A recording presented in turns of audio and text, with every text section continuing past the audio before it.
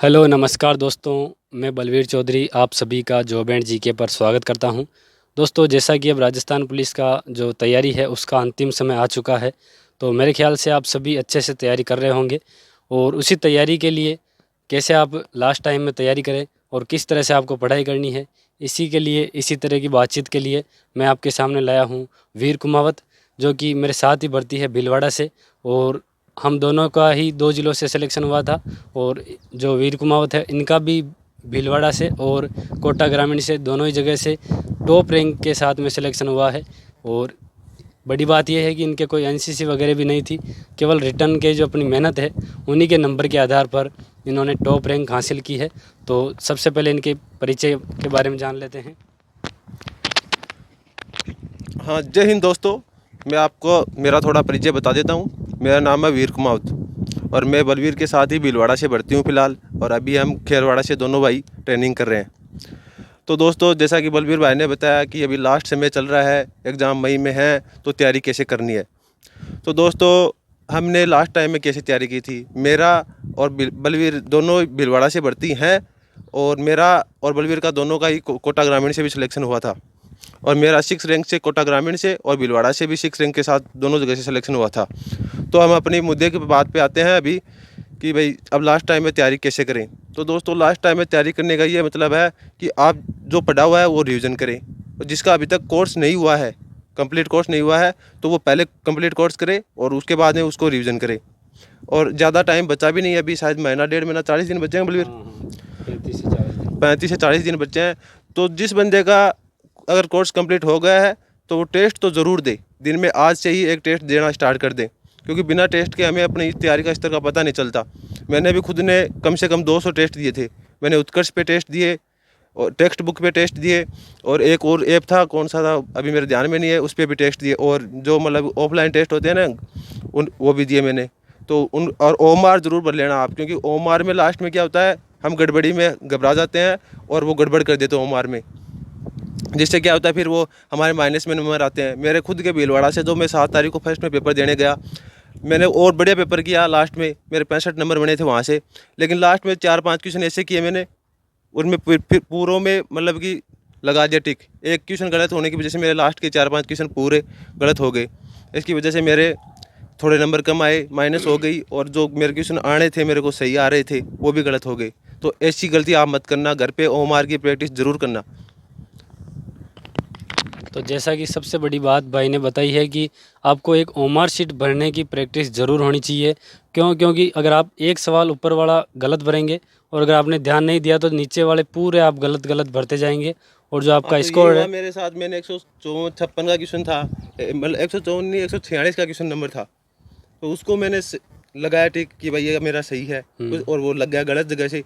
तो उसकी वजह से मेरा वो पूरा मतलब कि आगे के क्वेश्चन वाले तो पूरे क्वेश्चन गलत हो गए। अगले पूरे सवाल आपके गलत हो जाएंगे। तो ये सबसे बड़ी बात है कि आपको ओमार शीट भरने की प्रैक्टिस करनी है। टेस्ट में नंबर आपके कम भी आ रहे हैं, ज़्यादा भी आ रहे हैं, नहीं, तो वो मैटर नहीं उसका करता। क्या रहेगा। टेस्ट में देखो ऐसी बात है, मेरा एक दोस्त है जो अभी कोटा आरएसी से भर्ती है, ड्राइवर से भर्ती है, संदीप चौधरी नाम है उसका। आप भी कोई बंदा उसको जानता हो तो पूछ लेना। वो बंदा मेरे साथ टेस्ट देता था, उसके नंबर आते थे 38 उस टाइम पे, और लास्ट टाइम तक, और 1 महीने पहले हम टेस्ट दे रहे थे, तो वो बोला यार मेरा सिलेक्शन होगा नहीं होगा। मैंने उसको एक ही बात बोली, भाई देख तू टेस्ट देता रहे और तेरी तैयारी करता रहे, और ऊपर वाला है, हमारे हाथ में कुछ नहीं है, हम मेहनत कर सकते हैं। तो उसने लास्ट में आज वो सिलेक्ट भी हो गया। वो बंदा 38 नंबर आते थे उत्कर्ष पे, और उसको कोई आपका कोई जानकार है या जानता है तो मैं आपको उससे मिला भी दूंगा, एक बार इंटरव्यू भी करवा दूंगा उसका, तो आप उससे ही पूछ लेना। और आज वो सिलेक्ट है। तो ऐसी आपको ज़्यादा टेंशन लेने की ज़रूरत नहीं है कि भाई टेस्ट में नंबर कम आ रहे हैं। तो बिल्कुल, कई सारे स्टूडेंट जो टेस्ट के नंबर है उनको आपको ऐसे भी नहीं सोचना है कि आपके नंबर अच्छे आ रहे हैं तो आप सेलेक्ट हो जाएंगे और कम आ रहे हैं तो आप सेलेक्ट नहीं होंगे। वो केवल और केवल एक प्रैक्टिस का माध्यम है, एग्ज़ाम का आपको अनुभव कराता है कि किस तरह से एग्ज़ाम में आपके ऊपर प्रेशर आता है, किस तरह से पेपर मैनेज किया जाता है।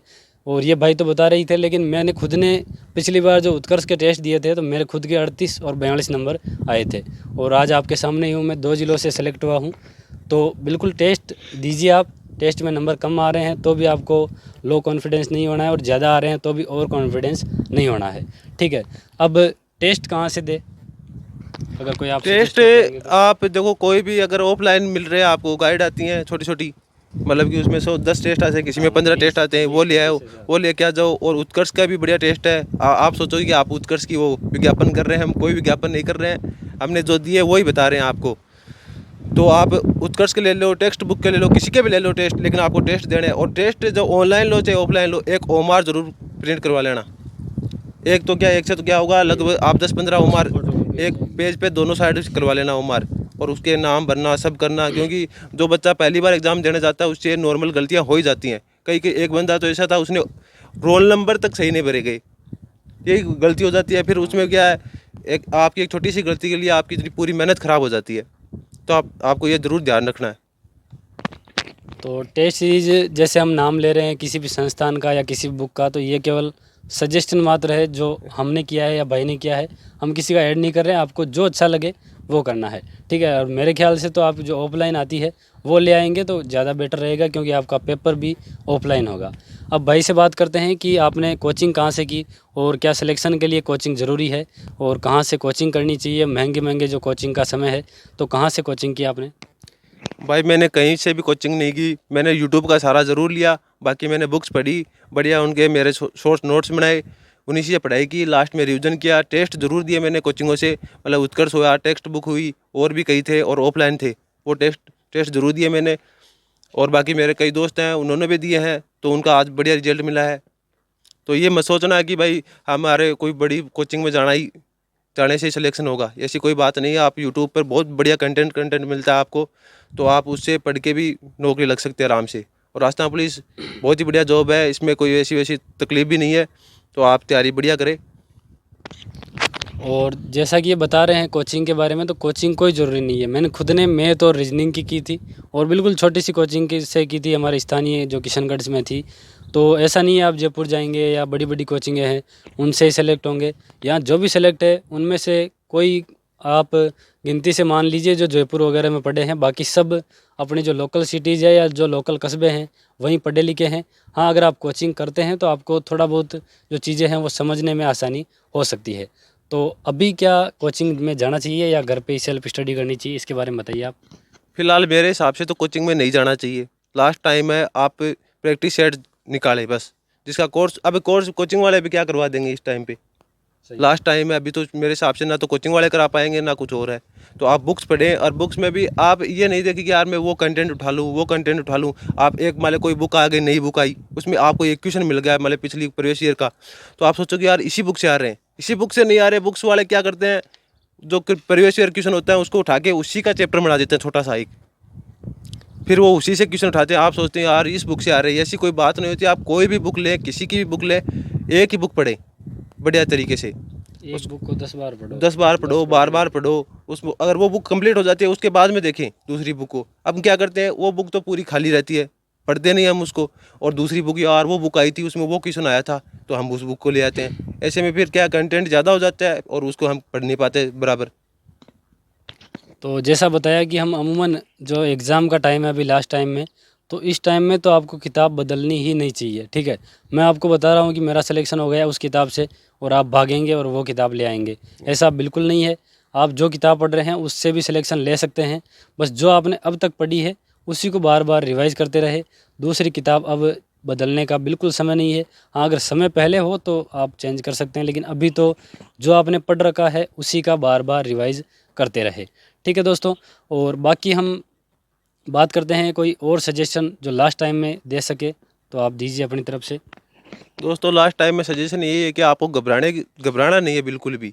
हम जाते हैं इस टाइम पे फुल तैयारी हो जाती है, फिर भी मन में ये डर रहता है यार अपना सिलेक्शन होगा नहीं होगा, कैसे होगा, पेपर कैसे आएगा, कहीं पेपर लीक तो नहीं हो जाएगा, कोई उसको बेच देगा। ऐसी कोई नहीं बात है सर, अफवाह होती हैं कई जगह हो जाती हैं, और उस अफवाह की वजह से हम उनका शिकार हम हो जाते हैं। तो आपको मतलब कि फ्री माइंड रहना है, अपनी तैयारी पे विश्वास करना है। लास्ट टाइम पे पिछली भर्ती में भी लास्ट टाइम पे आया था बलवीर, हाँ, कि भाई पेपर लीक हो गया, वहाँ से वो गाड़ी पलट गई, वहाँ से वो आ गई। लास्ट टाइम में हमें भी वो खूब डर लगा, लेकिन आपको ऐसी चीज़ों पे ध्यान नहीं देना है, अपनी पढ़ाई पर ध्यान देना। और लास्ट टाइम पर 1-2 दिन बच्चे तो वो बुक लेके जाते हैं कई बंदे, जाते हैं और हाँ, पढ़ते हुए फिर जाते पढ़ते हैं। हुए जाते हैं। उससे मेरे हिसाब से तो कुछ नहीं होता, बिल्कुल, उससे कोई फ़र्क नहीं उससे ज़्यादा माइंड प्रेशर आता है। तो आप बढ़िया नींद अपनी पूरी करें, उसके बाद में जाए फ्रेश व्रेश होए, आराम से एग्ज़ाम दे के जाए, तो बढ़िया रहता है। एग्ज़ाम में तो और भी हम आपसे बातचीत करेंगे कि किस तरह से आपको एग्ज़ाम देना है। बाकी अमूमन जो सवाल है विद्यार्थियों का जो तैयारी कर रहे हैं, उनका ये रहता है कि हम लास्ट टाइम में कितने घंटे पढ़े, तो वो भी पूछेंगे। तो घंटे देख के तो आपको पढ़ना ही नहीं है, लेकिन फिर भी इनके विचार जान लेते हैं कि कितने घंटे कम से कम अगर आप पढ़ना है सिलेक्शन के लिए, तो इतने घंटे तो आपको पढ़ने पड़ेंगे। देखो दोस्तों, पढ़ने का लास्ट टाइम में पढ़ना है तो लास्ट टाइम में आप अपना पूरा फुल जोर लगाए, जितना भी आपसे पढ़ा जाए। लेकिन लास्ट एग्ज़ाम के 2 या 3 दिन बचे ना, उसमें आप बहुत ही थोड़ा पढ़े, मतलब मामूली पढ़े, जितना आपने पढ़ा है उसका ऊपर ऊपर से रिवीजन करे तो बाकी आप रेस्ट करें, क्योंकि आप 2-3 दिन में कुछ नहीं होता। फिर पहले जो आपको मेहनत करनी है वो मेहनत का टाइम अब है, मतलब कि ये 30-35 दिन बचे हुए हैं, तो उसमें मेहनत का टाइम अभी है। तो आप इस टाइम पर फुल जोर लगा दें लास्ट में अपना, मतलब कि अब आप कितने बजे उठते हैं वो आपका अपना टाइम टेबल बनाए और उसी हिसाब से पढ़ें। एक चीज़ ये है कि हम अमूमन घंटे निकालने के लिए हम घूमने चले जाते हैं। भाई पढ़ लिया, 10 घंटे पढ़ लिए, घूमने चले जाते हैं या बाहर बातें कर लेते हैं, मोबाइल चला लेते हैं, लेकिन हम नींद का ख्याल नहीं रखते। तो कितने घंटे कम से कम, एक अभी तैयारी चल रही है तो उस हिसाब से नींद लेनी चाहिए। भले ही आप घूमो नहीं या मोबाइल नहीं चलाओ तो उससे कोई फ़र्क नहीं पड़ेगा, लेकिन नींद आपके मोबाइल को आपके माइंड को रिचार्ज करेगी। तो कितने घंटे सोना चाहिए और कितना ज़रूरी है सोना अपने लिए? देखो, अब एक ये एग्ज़ाम होती है, कोई भी एग्ज़ाम हो, किसी भी हो, अपन नींद पे बात करते हैं तो नींद उसका लोड लेके हम सो नहीं पाते एग्ज़ाम में। तो आपको पूरा, मतलब कि पूरी नींद, प्रॉपर नींद होती है 8 घंटे की, वो आप 8 घंटे की नींद तो पूरी करें। चाहे 2 घंटे दिन में सोए, 6 घंटे रात में सोए, तो नींद पूरी करना ज़रूरी है, जिससे अपना माइंड पूरा फ्रेश हो जाए। तो आप नींद आपको लेना प्रॉपर ज़रूरी है। प्रॉपर नींद, अगर नींद नहीं आई आपको, तो आपको माइंड पे फिर वो क्या सर दर्द करने लग जाएगा और करने लग जाएगा। आप एक चीज़ पढ़ोगे वो भी याद नहीं होगी, तो उससे क्या फ़ायदा। इससे आप अच्छा है कि बाहर जाना, दोस्तों के साथ घूमना, ये चीज़ आप कम कर सकते हो फ़िलहाल। तो अब हम सब्जेक्ट वाइज बात कर लेते हैं कि किस सब्जेक्ट को कैसे तैयार करना है। तो सबसे पहले हम रीजनिंग की बात करते हैं। तो रीजनिंग में कैसे करनी है तैयारी, आप बताइए कुछ। रीजनिंग में अभी आप ज़्यादा से ज़्यादा उसकी प्रैक्टिस करो, मतलब कि दिन में 40-50 सवाल लो, उनको निकालो, ठीक है। और रीजनिंग का तो यही है, ज़्यादा कुछ नहीं है, मतलब जो पढ़ लिया वो पढ़ लिया, ठीक है। एक बार रीजनिंग एक बार पढ़ने से आ भी जाती है, और उसकी क्या फिर क्या है, प्रैक्टिस ज़्यादा ज़रूरी है। पढ़ने से ज़्यादा प्रैक्टिस ज़रूरी है कि किस टाइप का क्वेश्चन आ रहे हैं, पीछे किस टाइप के क्वेश्चन आए, उसी हिसाब से आप उसकी तैयारी करें। उसके बाद में देखो, रीजनिंग ऐसी है जो बता रहे हैं भाई कि आप प्रैक्टिस जितना करेंगे 30 में से 30 नंबर लाएंगे, और उतना ही आप जो सिलेक्शन की रेस है उसमें आगे जाएंगे। और अब बात करते हैं कंप्यूटर को किस तरह से पढ़ना है, क्योंकि कंप्यूटर अमूमन हर विद्यार्थी का सबसे कमज़ोर पार्ट है। उसको ये मानता है कि इसमें नंबर नहीं ला सकता। और पिछली बार भी आपने देखा होगा, कंप्यूटर ने ही कई स्टूडेंट को बाहर कर दिया था जो सोच रहे थे कि कंप्यूटर के 5-7 सवाल आएंगे। तो कंप्यूटर को किस तरह से तैयार करना है? कंप्यूटर को देखो, मैंने तो उस टाइम तैयारी की थी तब मेरे पास बहुत ज़्यादा समय था, मतलब लगभग मेरे साथ सिलेबस होने के बाद ही मेरे पास 5 से 6 महीने थे। तो मैंने तो RSCIT की बुक आती है वो पढ़ी थी। उसके बाद एक लुसेंट की बुक पढ़ी थी, और जो छोटी छोटी अपने RSCIT के लिए विजय की बुक आती है ना, या छोटी छोटी पब्लिकेशन की, या बुक इनसे, हाँ, ऑब्जेक्टिव क्वेश्चन आते हैं उसमें, उनकी तैयारी की थी। और भी मैंने जो मतलब टेस्ट दिए उनसे वो क्वेश्चन मैं लिख लेता, और फिर जो मेरे को नहीं आता उसको मैं रिवीजन करता था। इस हिसाब से मैंने तैयारी की थी। अभी आपके पास कम टाइम है, अगर आपने अभी कंप्यूटर शुरू किया है तो मैं आपके लिए ओनली लुसेंट की बुक सजेस्ट करूँगा। वो बहुत ही बढ़िया बुक है, छोटी सी बुक है, ज़्यादा टाइम भी नहीं लगेगा उसको पढ़ने में। और बाकी भाई से आप खुद भी जुड़ सकते हैं। टेलीग्राम पे ये खुद क्वेश्चंस डालते हैं, और इंस्टाग्राम पे आप पर्सनली कोई मैसेज भी पूछ सकते हैं।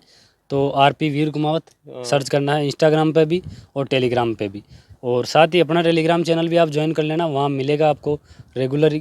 हम दोनों ही भाई डाल रहे हैं उसके ऊपर करंट वगैरह, तो ज़्यादा कचरा आपको नहीं मिलेगा। जो चीज़ें हैं वही आपको इस चैनल के माध्यम से भी और टेलीग्राम के ऊपर भी आपको वैसे ही मिलेगी। ठीक है दोस्तों। और बाकी अब बात करते हैं जो अगला पार्ट है अपना, महिला और बाल अपराध की। तो महिला बाल अपराध को कैसे करना है? दोस्तों, हम जो पिछली एग्ज़ाम हुई उसी के आधार पे मैं आपको बता रहा हूँ कि पिछली एग्ज़ाम जो हुई थी उसमें महिला बाल अपराध क्वेश्चन एक ऑफिशियल PDF आई थी 28 पेज की, उससे एक भी क्वेश्चन बाहर नहीं गया था। तो मैं मानता हूँ इस बार अगर 10 से 10 क्वेश्चन भी नहीं आए उससे, तो 7 से 8 क्वेश्चन तो आने ही आने उस PDF से। तो आपको लास्ट टाइम में वही PDF पढ़नी है। आप चाहे आपके पास कितना भी कंटेंट है, कुछ भी है, कहाँ से भी आपने पढ़ाई की होगी, लेकिन आप वो पढ़ाई की है उसका तो रिवीजन करें ही करें। बाकी उस 28 पेज की जो PDF है ना उसको बार बार पढ़ें, कम से कम आप 10-15 बार उसको पढ़ के जाएं, क्योंकि उससे एक्चुअल आंकड़ा उठाते हैं वो।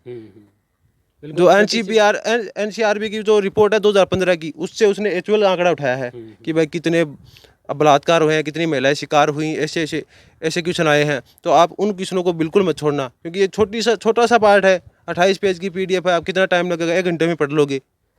तो उसमें पढ़ना है अभी लास्ट टाइम में। तो देखो, महिला और बाल अपराध की एक चीज़ ये भी है कि जो पिछली 6 पारियों में पेपर हुए थे 60 सवाल, उनको आप एक बार रट लेना, क्योंकि आधे सवाल से ज़्यादा आपके 7 से 8 सवाल तो उसी में से आ जाएंगे, क्योंकि छोटा मैटर है। तो वो जो सवाल पूछे हुए हैं उनको आप एक बार रट लीजिए, और वो मैं डाल भी रहा हूँ।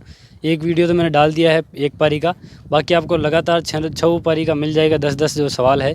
और उसके साथ ही में जो उससे रिलेटेड चीज़ है, जो इस बार तो आ गई पेपर में, लेकिन इस बार कौन सी चीज़ आ सकती है वो मैं चर्चा करता हूँ, तो ज़रूर वो आप देखें। अब हम बात करते हैं आपके बी पार्ट की। तो बी पार्ट में क्योंकि सबसे ज़्यादा बड़ा पोर्शन है और पढ़ भी नहीं पाते, इसमें साइंस है, इंडिया जीके है, करंट अफेयर है, तो किस तरह से बी पार्ट में आप तैयारी करें वो जान लेते हैं एक बार। अभी बी पार्ट का ऐसा है दोस्तों कि आप जो बुक पढ़ रहे हो और आपने जो बी पार्ट का कंटेंट तैयार किया है उसी से पढ़ना लास्ट टाइम में, क्योंकि हम अगर आउट ऑफ कंटेंट हो गए तो फिर वो तैयारी नहीं हो सकती। क्योंकि अब जीके बहुत बड़ा जीके है बी पार्ट, उसमें साइंस भी आ जाती है, ज्योग्राफी भी आ जाती है, पॉलिटी भी आती है, हर चीज़ आती है। तो आपको जो आपने अभी तक जो पढ़ा है वही पढ़े उस बी पार्ट में। अब नहीं हो सकता, अगर आगे की आपको भर्ती की तैयारी करनी है, मतलब इस भर्ती में आपका नहीं हो रहा हो, या फिर आपने अभी तैयारी स्टार्ट की है, तो आगे की भर्ती के लिए आप NCERT सार संग्रह एक बुक आती है उसको ज़रूर पढ़ना, और एक लुसेंट बुक आती है, उन दोनों को पढ़ना। NCERT सार संग्रह बुक ऐसी बुक है उसमें पूरा सार है, और जो राजस्थान पुलिस का लेवल भी इतना ही है कि उस बुक से एज इट इज़ क्वेश्चन आ जाते हैं। तो बी पार्ट की तैयारी आप NCERT सार संग्रह से ज़रूर करें। अब लास्ट में आता है आपके राजस्थान जीके का सबसे बड़ा पोर्शन है, और सभी का देखा जाता है कि जो राजस्थान की तैयारी कर रहे हैं सभी का राजस्थान जीके मजबूत ही रहता है। फिर भी राजस्थान जीके में क्या करें कि ज़्यादा से ज़्यादा नंबर खींच सके हम, तो उसके बारे में बताइए आप। राजस्थान जीके के लिए मैंने तो पनोरमा बुक पढ़ी थी दोनों, जो ज्योग्राफी की भी आती है उसमें पॉलिटी आती है, और कला संस्कृति की अलग से बुक आती है। लेकिन वही बात हो गई कि मैंने पहले से तैयारी की थी, अभी लास्ट टाइम में आपको जो कंटेंट आपने तैयार किया है वही पढ़ना है, मतलब किसी भी कोचिंग से किया है। और बाकी आपके पास इतना टाइम तो होगा यार, जो प्रीवियस ईयर क्वेश्चन है वो ज़रूर एक बार देख के चले जाना। ये नहीं कि भाई राजस्थान पुलिस में है वही जो ऑल एग्जाम में आती है बुक आती है, मुमल की भी आती है छोटी सी। हाँ, छोटी बुक आती है, वो क्वेश्चन करिए। क्योंकि राजस्थान फिलहाल तो ये देखने में आ रहा है कि जो प्रीवियस ईयर क्वेश्चन है ना लगभग 19 से आ रहे हैं, तो आपको मतलब 30, अब इस पर 45 क्वेश्चन आने हैं, तो उसमें से 30 से 35 क्वेश्चन तो वही मिल जाएंगे आपको। 10 से 15 क्वेश्चन मतलब कि आप करंट के भी आ जाएंगे, तो आपको 2-4 क्वेश्चन करंट के। और एक दूसरी बात ये है कि राजस्थान जीके में आजकल क्या है, आर्थिक सर्वेक्षण और पूछने लगे, चाहे वो राजस्थान पुलिस ही क्यों हो, और सभी भर्तियों में तो आते ही हैं। जैसे राजस्व मंडल करवाता है उनकी सभी पटवारी हुई ग्राम सेवक, उनमें तो सभी में आते हैं, लेकिन राजस्थान पुलिस में भी आजकल उसको पूछ रखे। तो मतलब कि अपनी प्रति व्यक्ति आय कितनी है, तो ऐसे क्वेश्चन है, तो उनको आप ज़रूर पढ़ के जाना। वो भी ज़्यादा कोई मैटर नहीं करता, उस आर्थिक सर्वेक्षण का पहले 1-2 पेज है ना, वो उनको बढ़िया पढ़ के जाना। अब जो सवाल रहता है सबसे बड़ा करंट अफेयर को लेकर, बी पार्ट के लिए करंट अफेयर कितने समय का पढ़े और कहाँ से पढ़े। अब करंट अफेयर का ये है कि आप मेरे हिसाब से तो जो बंदा पढ़ता आ रहा है तो वो करंट अफेयर लगभग पढ़ता ही आ रहा होगा जनवरी से। तो जनवरी से नवंबर तक तो मई तक तो आपको ज़रूर पढ़ना है, क्योंकि उससे क्वेश्चन पढ़ा लेता है। और पीछे के भी अगर मोटे मोटे क्वेश्चन होते हैं तो वो ज़रूर आपको, मोस्ट क्वेश्चन है तो वो आपको पढ़ने चाहिए। वार्षिक अंक पढ़ना आपको ज़रूरी है। तो मेरे ख्याल से मैंने लगभग सभी चीज़ें कवर कर ली है, और बाकी आप चैनल को सब्सक्राइब जरूर कर लीजिए। आपको आगे भी ऐसे जो सलाह और मशवरे हैं अलग अलग साथियों के वो मिलते रहेंगे। और भाई से आप इंस्टाग्राम पे पर्सनली मैसेज कर सकते हैं RP वीर कुमावत पर, और टेलीग्राम पर भी आप जुड़ जाना, RP वीर कुमावत सर्च कर लेना है, या अपना जो चैनल है जॉब एंड जीके उसके ऊपर आपको मिल जाएगा, तो वहाँ से आप ज्वाइन कर लेना। वहाँ पर भी ये अपने लगातार क्विज डाल रहे हैं। और बाकी अगर कोई 2 लाइन आप कहना चाहिए और अंत में जो आपसे छूट गई है तो दोस्तों हमारी बात लगभग कंप्लीट हो गई है, हम ज़्यादा आपका टाइम लेते भी नहीं। मतलब कि जो बंदे आते हैं अभी एग्ज़ाम, बहुत मेरे पास भी मैसेज आते हैं, बलवीर भाई के पास भी मैसेज आते हैं कि सर अब क्या करें, हमारी घबराहट होती है। तो आपको घबराना बिल्कुल नहीं है। लास्ट टाइम में आप घबरा गए, फिर माइंड में टेंशन आएगी, फिर पढ़ाई नहीं हो पाएगी। तो आपको मेरा लास्ट यही शब्द है कि आपको घबराना बिल्कुल भी नहीं है। जो आप तैयारी कर रहे हो उसको लगातार रखें और बहुत बढ़िया अपना रिजल्ट देंगे। जय हिंद दोस्तों। तो ठीक है दोस्तों, हम मिलेंगे अगले वीडियो में। तो चैनल को सब्सक्राइब जरूर कर लीजिए। सभी को जय हिंद।